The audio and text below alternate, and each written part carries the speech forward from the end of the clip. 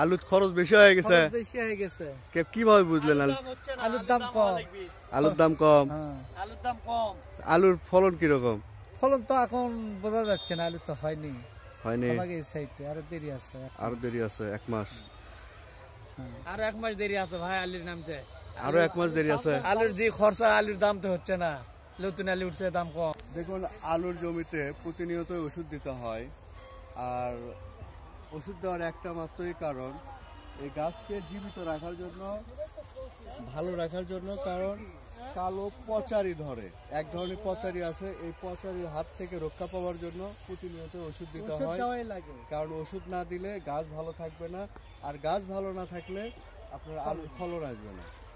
আর যার কারণে কৃষক এখন এই শীতের মধ্যে সকাল, দুপুর এবং সন্ধ্যার আগ পর্যন্ত এই মাঠে পড়ে থাকতে হয়।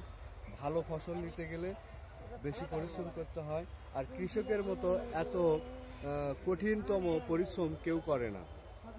তো ভালো থাকবেন, কৃষকের পাশে থাকবেন, আর বেশি বেশি আলু আমদানি রপ্তানিতে সহযোগিতা করবেন।